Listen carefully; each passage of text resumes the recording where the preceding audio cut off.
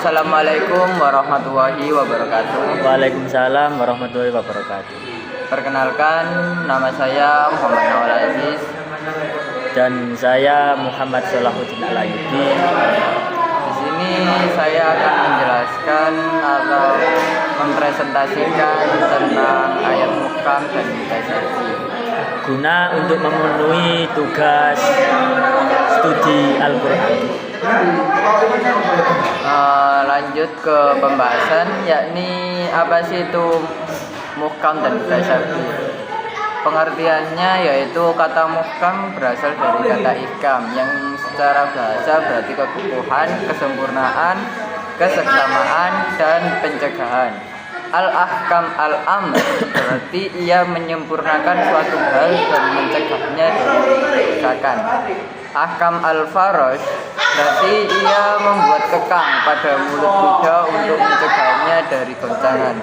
Kata mutasyabih berasal dari kata tasyabuh yang secara bahasa berarti keserupaan dan kesamaan yang biasanya membawa kepada kesamaran antara dua hal. Tasyabaha dan istabaha berarti dua hal yang masing-masing menyerupai lainnya. Untuk yang kedua yaitu sebab-sebab adanya ayat muhkam dan mutasyabih. Dikatakan dengan tegas bahwa sebab adanya ayat muhkam dan mutasyabih adalah karena Allah yang menjadikan demikian.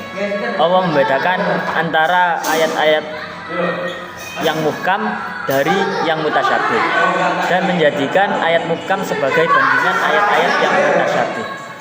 Secara umum, para ulama berpendapat sebab adanya ayat-ayat muhkam itu sudah jelas, dipahami dengan mudah. Adapun adanya ayat mutasyabih dalam Al-Quran disebabkan 4 hal, yaitu kesamaran lafal. Kesamaran lafal itu terbagi menjadi 2, yaitu kesamaran lafal mufrad dan kesamaran lafal mufrad gharib dan kesamaran lafal mufrad yang bermakna ganda. Dan untuk yang ketiga yaitu kesamaran pada makna ayat. Yang keempat, kesamaran pada lafal dan makna ayat. Contoh ayat muhkam dan mutasyabih, yakni contoh ayat mutasyabih dari Quran surat At-Taha ayat 20 juz 5, yaitu Tuhan yang Maha Pengasih yang bersemayam di atas arsy. Ayat ini mutasyabih karena kalimat bersemayam di atas arsy tidak dapat dipahami secara harfiah dengan logika manusia. Apakah Allah benar-benar duduk seperti makhluk? Tentu saja tidak. Maka sebenarnya hanya Allah yang tahu. Manusia cukup percaya tanpa menyerupakan Allah dengan makhluk. Untuk yang kedua yakni contoh ayat muhkam. Di dalam Quran surat An-Nur ayat 24 juz 2 yang artinya pezina perempuan dan pezina laki-laki jeralah masing-masing dari keduanya 100 kali, dan janganlah rasa belas kasihan kepada keduanya, mencegah kamu untuk melaksanakan agama atau hukum Allah Subhanahu wa taala jika kamu beriman kepada Allah dan hari kemudian. Ayat ini muhkam karena hukumnya tegas, jelas, dan tidak perlu ditakwilkan lagi. Siapapun yang membaca langsung memahami makna hukumnya tanpa harus mencari arti tersembunyi. Selanjutnya penjelaskan tentang macam-macam ayat mutasyabih. Macam-macam ayat mutasyabih dibagi menjadi 4, yaitu ada mutasyabih lafzi, mutasyabih maknawi, mutasyabih hakiki, dan mutasyabih nisbi. Kalau mutasyabih lafzi yakni dari segi bahasa atau ungkapan, yaitu kesamaran terjadi karena bentuk kata, susunan kalimat, atau gaya bahasa yang sulit dipahami tanpa penjelasan. Terus yang kedua, mutasyabih maknawi, yaitu dilihat dari segi makna. Kesamaran terjadi karena makna yang terkandung sulit dijangkau akal manusia.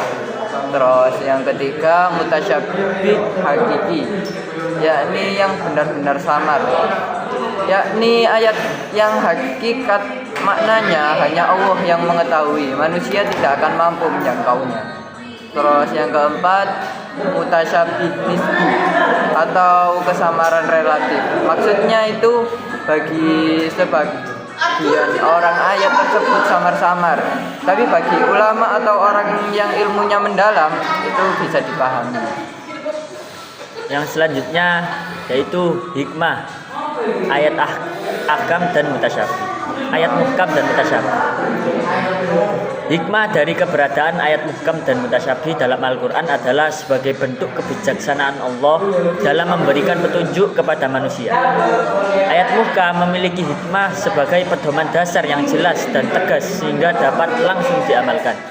Sedangkan ayat mutasyabih mengandung hikmah sebagai ujian keimanan, sarana melatih akal untuk berpikir, sekaligus menunjukkan keluasan ilmu Allah yang tidak sepenuhnya dapat dipahami oleh manusia. Dengan demikian, hikmah dengan adanya kedua jenis ayat tersebut adalah terciptanya keseimbangan antara kepastian hukum dan kedalaman makna, sehingga Al-Quran mampu membimbing setiap manusia sesuai kadar ilmu dan keimanannya.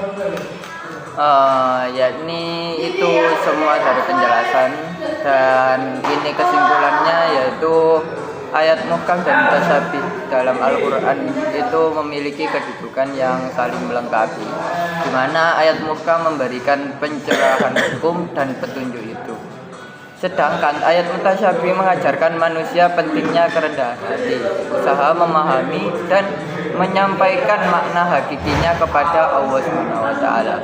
Perbedaan keduanya menjadi tanda kebijaksanaan Allah dalam menguji keimanan, memperkaya khazanah ilmu, serta mendorong umat Islam untuk terus berpikir, menafsirkan, dan mengambil hikmah dari wahyunya. Hal ini menunjukkan bahwa Al-Quran bukan hanya kitab petunjuk, tetapi juga sumber ilmu yang penuh kemujizatan dan kedalaman makna yang tidak pernah habis dikaji sepanjang masa.